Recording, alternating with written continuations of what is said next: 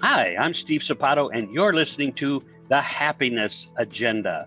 We're absolutely thrilled that you wanted to come here today and listen to other people share the happiness that you might want to be after, chasing it down, following it, moving forward to find all the happiness you can in your life.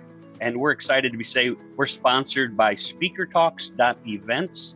That's speakertalks.events. That's usually HTTPS.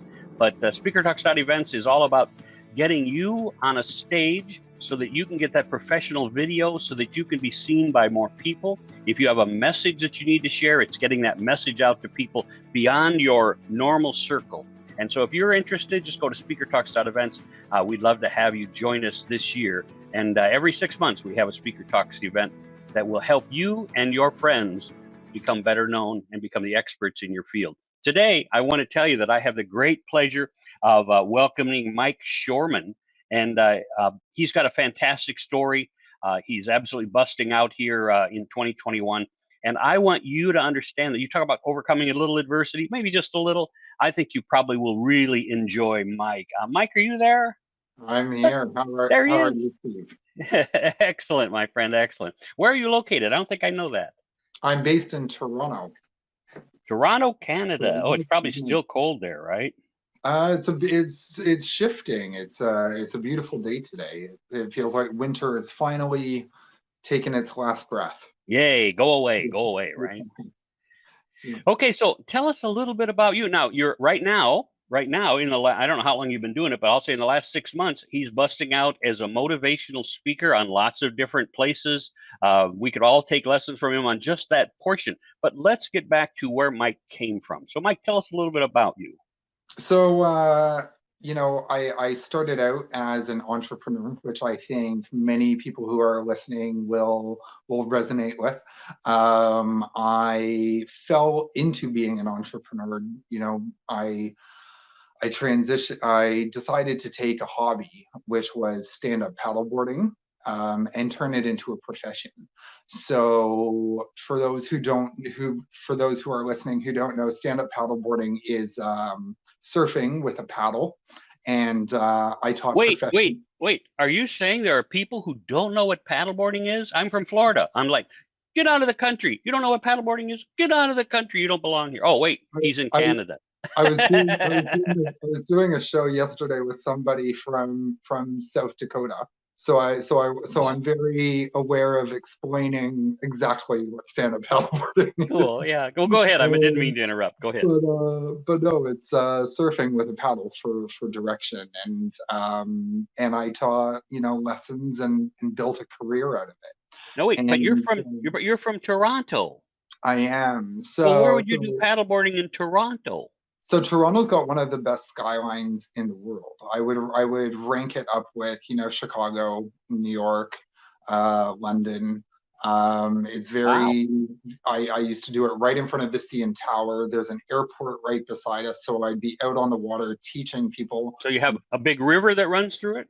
We have Lake Ontario Okay, running Lake between Ontario. running between us and New York. That's So cold. no, it heats up. Like it's cold right now, but Oh. it's amazing during May through October. Oh. So I ran it. I taught.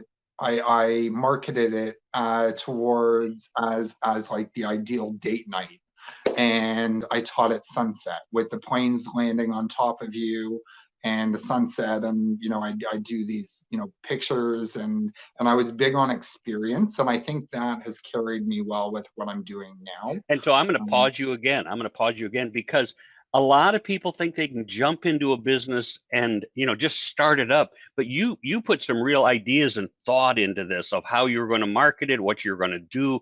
How cool is that? If you guys are sitting here listening and you've thought about starting a business, you might want to get in touch with them. Mike, how do they get in touch with you? Let's start that off real quick. yeah, you can. I'm on social media. You can follow me, Mike Shoreman dash the Unbalanced Paddleboarder. I'm on Instagram, Facebook, LinkedIn, the Twitter. I'm on everything. Okay. And your email? Um, my email is info@mikeshoreman.com. And Mike Shoreman is MI. For those who don't see us visually, we are on podcast. It's Mike, Mike, Shoreman, just like it should be, Shoreman, right? So Mike Shoreman, so it's info@mikeshoreman.com, right? Is that what you said? Okay, Correct. so I want you to get back to, okay, so you started this wonderful Yeah. paddleboard business and you're doing well. Yeah, and I had a background in public relations and marketing from school, so I targeted blogs in the Toronto area, with big followings, hundreds of thousands of followers, and I formed partnerships with them and had them out so that they would promote me. And I built a business that way. I became a media personality by becoming the safety demonstrator. I know, we have I don't know if you do it in Florida on Memorial Day, but we've got Victoria Day that same weekend. Okay. And it signals the beginning of boating season, really. Oh, nice. So they do safety demonstrations for the press.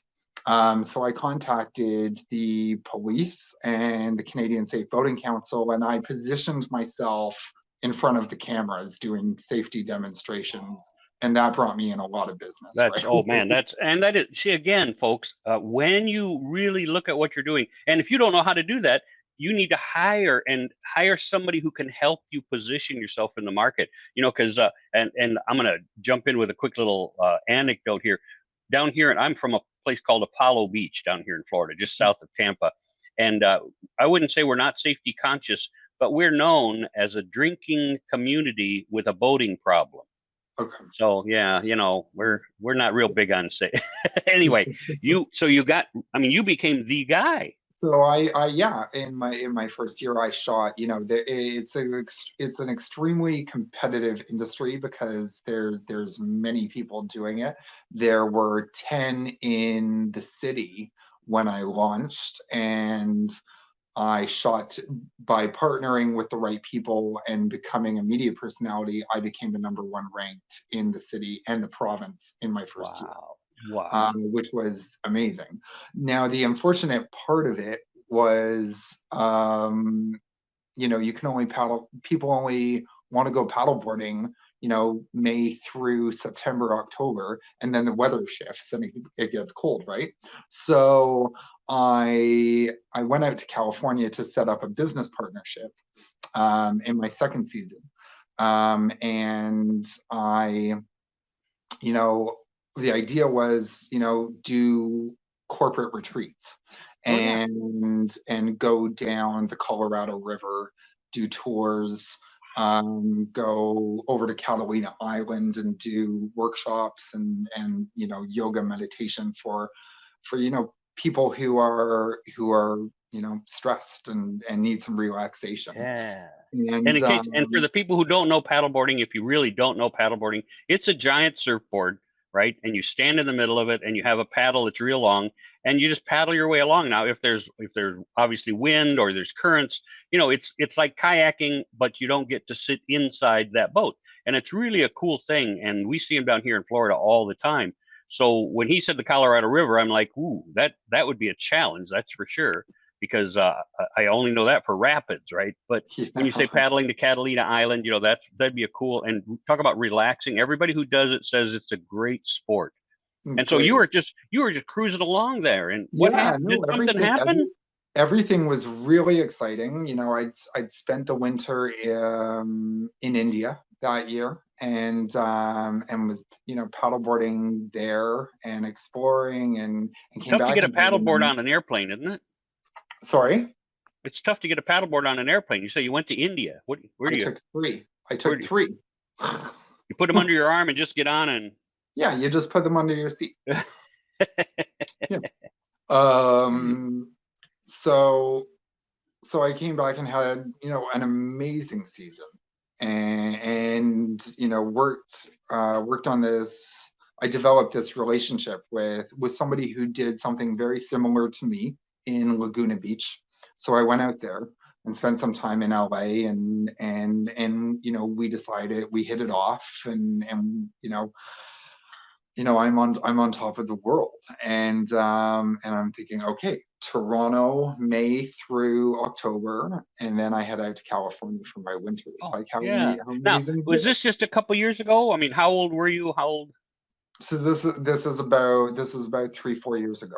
Okay, so still Yeah, recent. I mean, real, yeah, real recent. Yeah. yeah, Okay. yeah. So then I came back, and in November, I came back, and 10 days later after getting back, I developed a sudden neurological condition, and many things happened, but most notable, um, I lost my sense of balance. Oh, Um, no kidding. so so yeah, I went from being, this super healthy, fit, athletic, vibrant guy to my face collapsed, and I couldn't Oh, walk, and I lost, a bunch of hearing, and well, you can still like, see when I smile. yeah. But what? So where'd Um, you get? I mean, like, where'd it come from? Did something you inherited or? no, so it's a reactivation of your chickenpox virus as shingles. And when shingles attacks your eye or your ear, it's called Ramsay Hunt syndrome, and it's very rare. And over a series of, it's excruciatingly painful. But Oh, I will say that it is very rare. But it's ironic that um, you know my career, like I remember sitting in the emergency room, and they said to me, "What do you do for work?" And I said, "Well, I'm a professional paddleboarder." And at this point, I couldn't walk.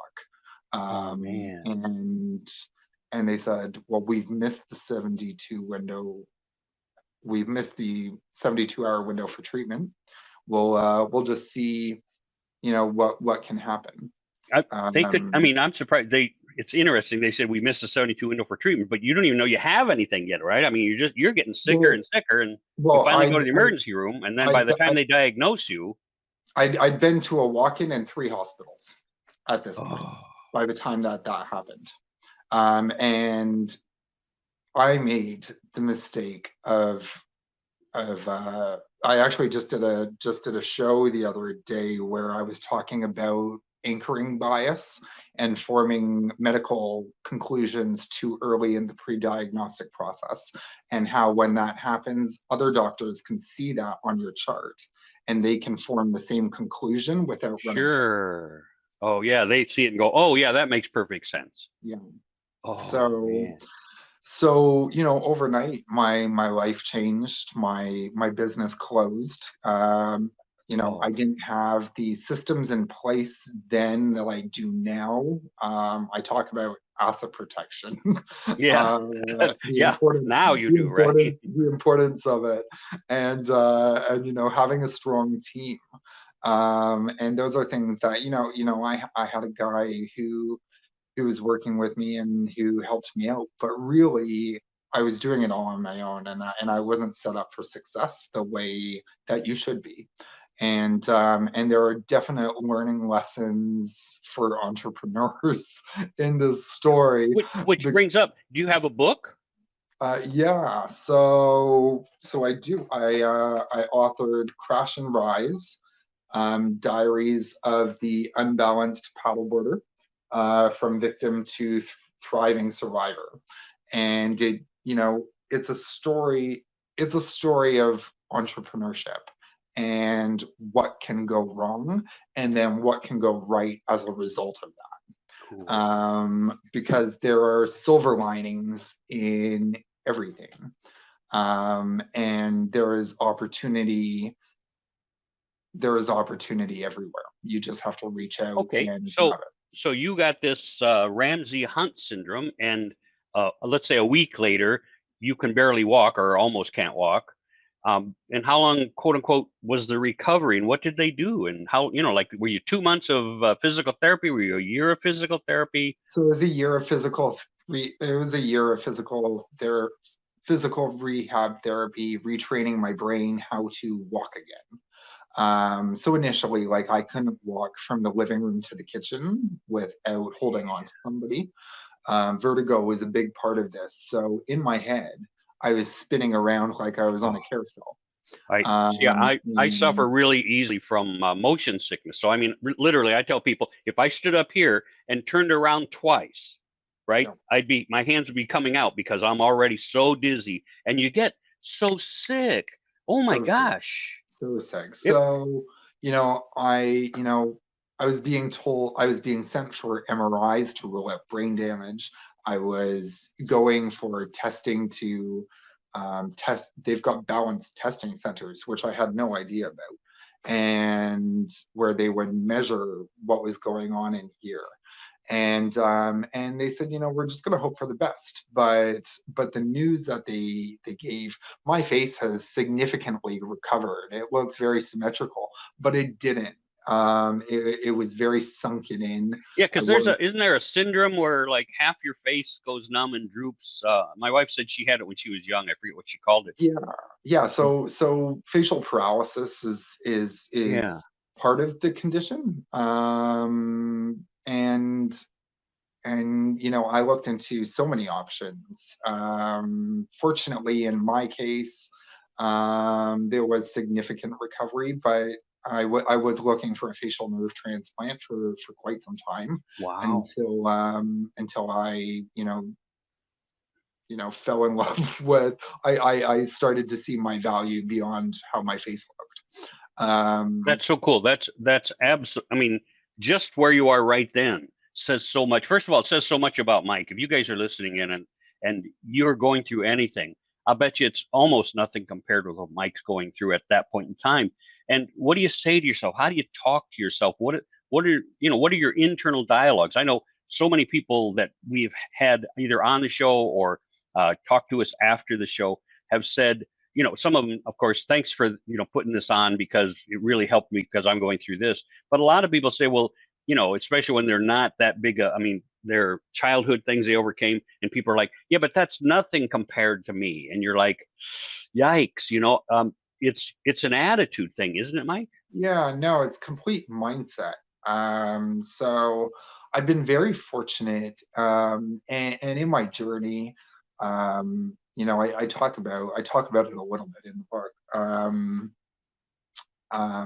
you know, I wasn't always there. I wasn't always coming from a place of gratitude. I wasn't always, No, I bet not. it's Yeah. hard to be Oh, grateful when so many things are piling up, when you lose your identity, when you lose your business, when everything is just taken away suddenly. And there's a lot to deal with it. But fortunately, and I talk about this quite a bit in the book, is the importance of connection and mentorship.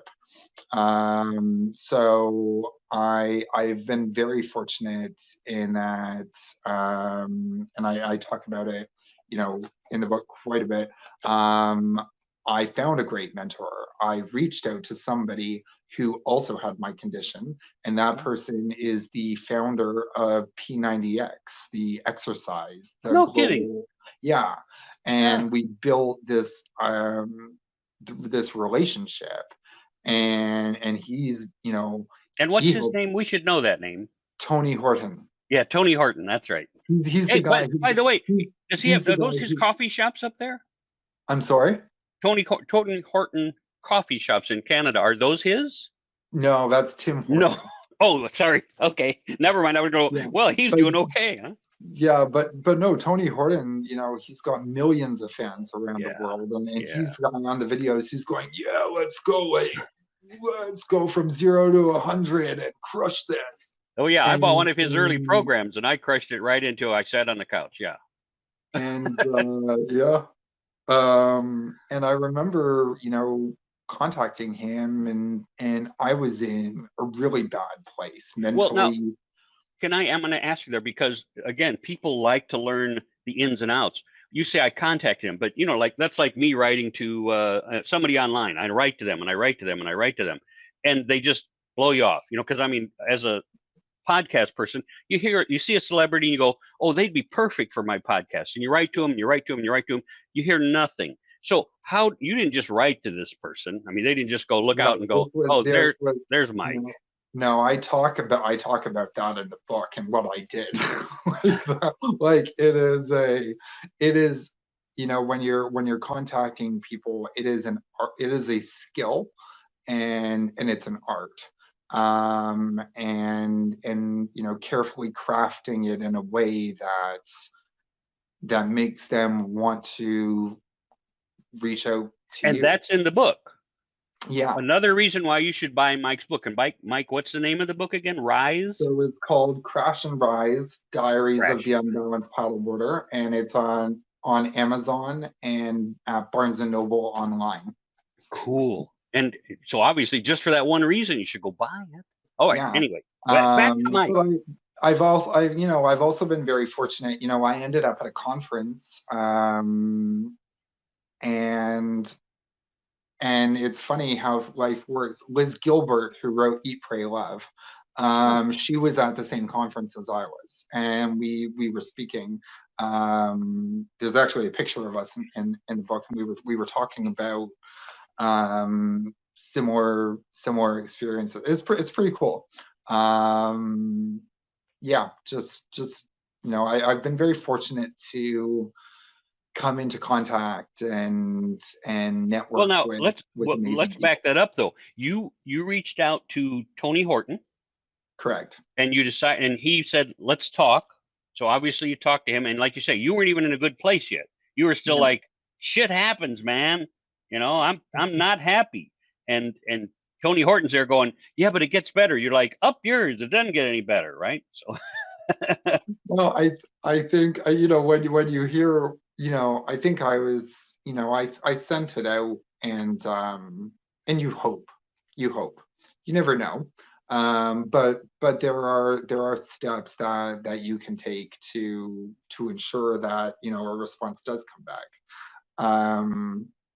I will say this, I'm just going to drop a tip for whoever is listening. If you are messaging somebody on social media, don't send those audio notes, especially now during the pandemic. I don't know if you get them, Steve, but I get them all the time. But I I get them get them all the once in a time. while. Yeah.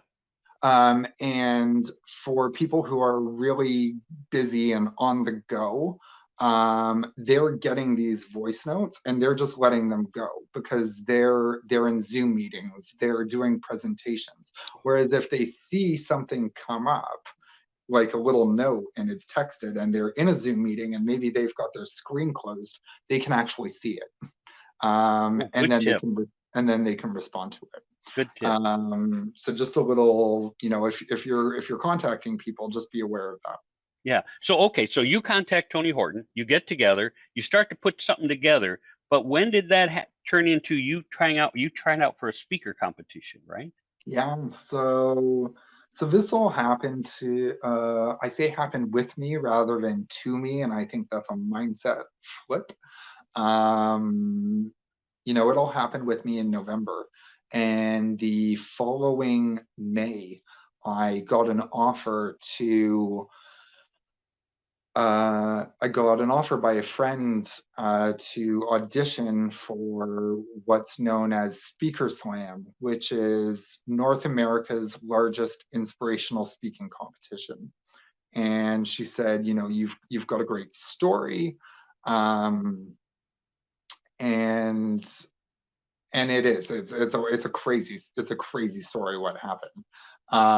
But we think you'd be great at this. So I went home and I sent out the application. I was still in a big recovery, so I didn't really think much of it. And then I found out that they wanted me to come and share my story on stage and use a universal lesson in a 6-minute speech.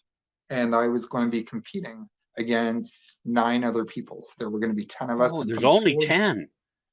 Yeah, Oh, in wow. front of 4 judges, to a room of 300. And this is a monthly thing. So I was going to be speaking Oh, it on is. Oh, I don't. the The Speaker Slam is a monthly thing.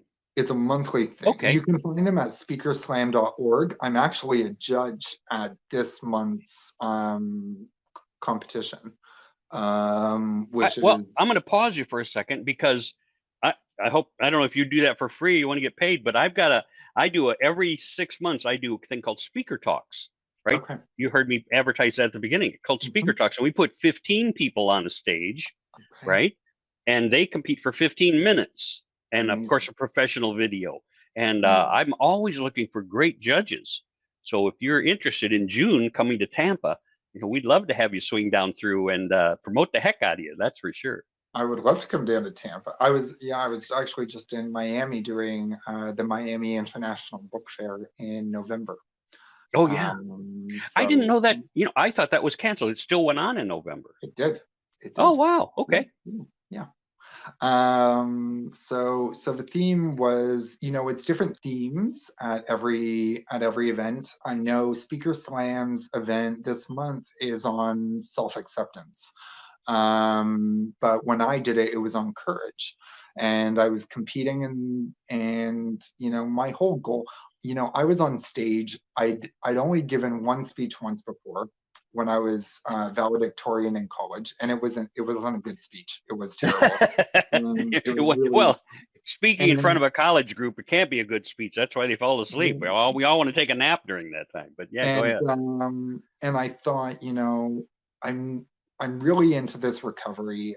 I'm not out there paddleboarding like I usually am. I've got all this time to write and to rehearse and to do it. So I wrote this speech called "I Said Yes," and it's about power and confidence and building something new and coming back from something. When people are struggling. And I hope to inspire three people in the room that night. And these were, all TED Talk speakers and speakers who've gone viral on Goalcast and Oh, power positivity so it wasn't and newer. It wasn't like a whole bunch of new, like 10 new speakers. It was 10 speakers, and most of them had good experience. yeah. Well, we don't like those And, TED. We don't like those TEDx speakers anyway. Speaker Talks guys say we don't like those TEDx guys. and these are professional trained Yeah, people who are represented by speaker bureaus. yeah. And I was the dark horse, and at the end of the evening I won. Which Congratulations, by the way. That was just last May, right? So it will be 2 years in Oh, 2 years. August. Oh, in Coming up to August. Okay. All right. coming to 2 years in August. But the significant thing from that was what it did. I never anticipated that it would. I was a paddleboarder who was struggling. I was a professional coach. I never anticipated where it would take me. And what it did was, the speech was shared by Ashton Kutcher and Jay Shetty on several platforms, Chicken Soup for the Soul, Interlight Media, and it racked up millions of views. And that's what we tell people all the time. All it takes is one break. You get the right break, and you have to capitalize on that break. I mean, they could have done that, and people call you, and you go, "I'm not ready," and then you wait 6 months, and nobody wants to hear from you again. So yeah, yeah. And the amazing thing is what it did was it put me in a position where I could leverage that for more, and by doing that it helped me build a new career. So fortunately, that happened almost 2 years ago. I'm this year's International Stand-Up Paddleboarding Man of the Year as a result of no kidding. all the thing. Yeah, like Yeah. Oh yeah. I won it based on what that speech did. And I was up against world champions and Pan Am Games winners. And this year they decided to go with a message rather than a person who won a race, That's which right. was crazy. But So but that that's what we should be doing. It shouldn't yeah, always be about who's the fastest. It's who accomplished the most here, right? It should be about the message we bring to stuff. Not the tennis shoes we wear or the this. It should be about people like you who really have shown what it takes.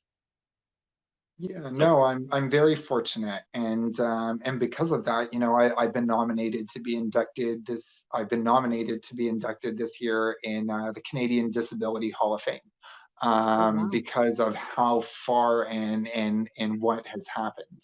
Well, will With you get to meet this, Justin Trudeau? Because you got to tell him to stop the lockdown. I mean, that's just gonna go. Hey, by the way, I was told you need to stop the lockdown. I'm sure he'd appreciate that, right? Steve Sapato says, yeah. But no, like it's amazing what it's Oh done, yeah, and the that's doors phenomenal. that has opened. Absolutely. I recently spoke at an event with actually you mentioned Tim Horton earlier, the coffee guy. I Tim Hortons is one of the biggest brands in all of Canada, and I have done workshops and keynote talks to his foundation. Oh wow. Um, you Well, see, know, you should recommend me because I've been into one of the Tony Horton or Tim Horton coffee shops, and so they should hire me just because I've been there. they should. Do you want me to have a word? Yeah, just put in a word for me. That's right. But no, a couple of weeks ago, I did a talk with, um, I headlined an event with the corporate affairs manager for Google, Oh, and this year's first ever Time Magazine Kid of the Year, Gitanjali Rao. And we headlined an event in London. So I've had great that's nice. experiences, and And um, and I'm gonna pause you for two reasons. First of all, I want you to tell how people can get a hold of you again. yep. So you can find me at mikeshoreman.com. You can find me on social media. I'm Mike Shoreman. On Instagram, I'm at the Unbalanced Paddleboarder. I'm on Twitter, LinkedIn, and my book Crash and Rise is available at Amazon, Barnes and Noble, Books a Million, and several independent retailers across the Okay, United so States. here's what I call culminating the story. Have you been back on a paddleboard at all? Yes, I have. All right. See, that's the cool part. I don't have, I mean, that you tell me, but you're not going to be the same skill level you were, but you were able to do it. So he was a paddleboarder. He built a business for it. He was looking at expanding that business to great levels. Huge thing happened and killed his health. And he's fighting back from that health. And yet he still enjoys his pastime, which was paddleboarding. And he's gone on to help other people change their lives. What about your story? Right?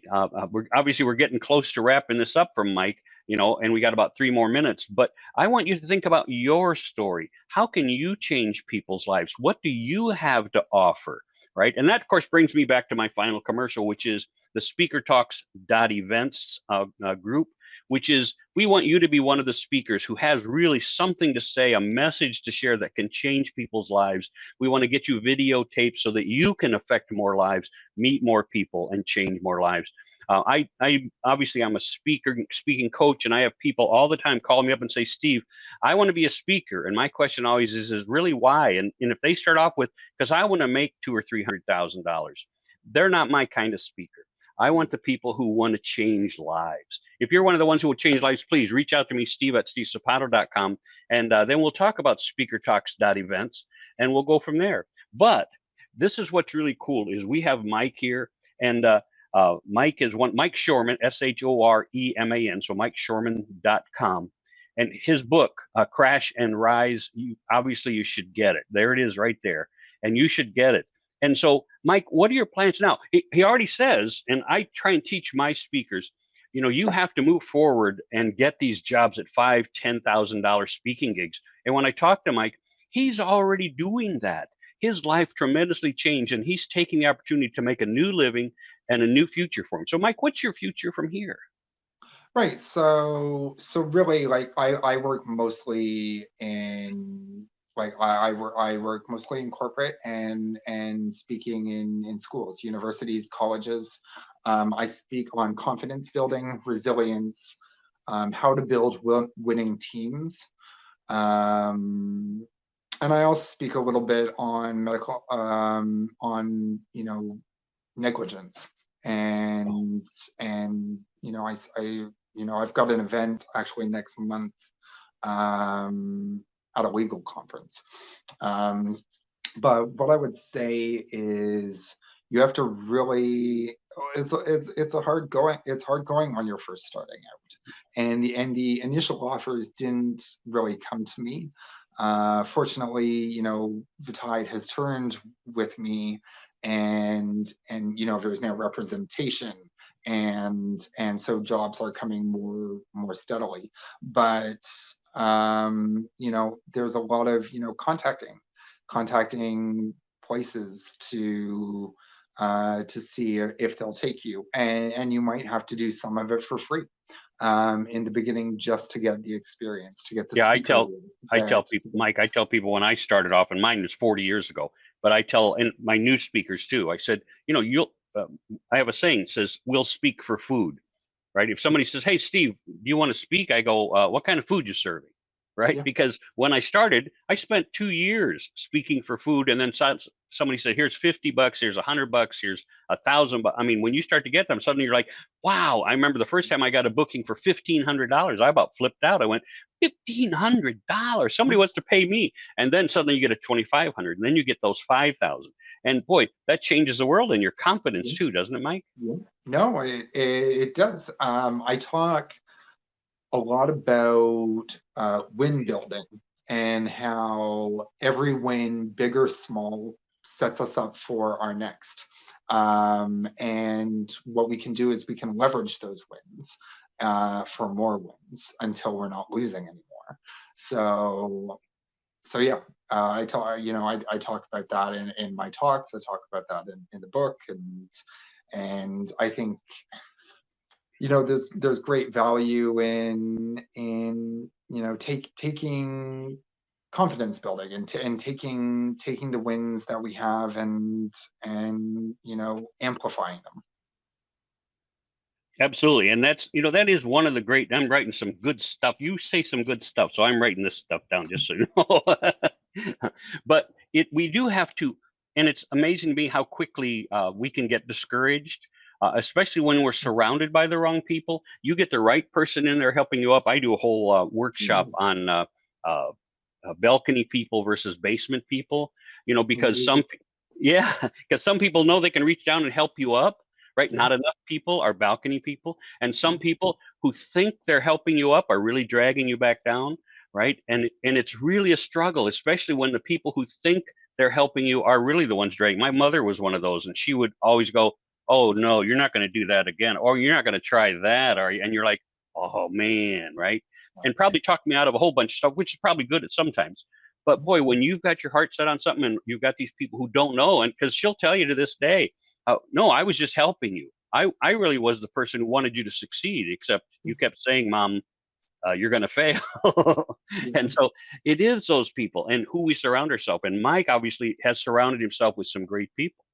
We got about a minute. Mike, you got some good information left for me in that minute? Yeah, no, I've been very fortunate in aligning myself with like-minded people. So, you know, your network is your net worth. So surround yourself, get in those circles of people who know people, and build relationships that are going to further you and further them. You know, make sure that what you bring to the table is a good offer, so that, you know, they want to work with you and they want to help you. And you know, I remember when this all started, and my dad was a little bit, you know, okay, you've won this competition, but now what? Like, they all want, you know, people want money from you, and you've got to do this website this way, and that's going to cost a lot of money. And you know, book, you know, editors are going to cost money. And what you find is the right people can get you the right deals and the right things happen, you know, because I tell people that all the time. You know, when some people say, well, like one friend of mine, she's going to be in our next Speaker Talks event.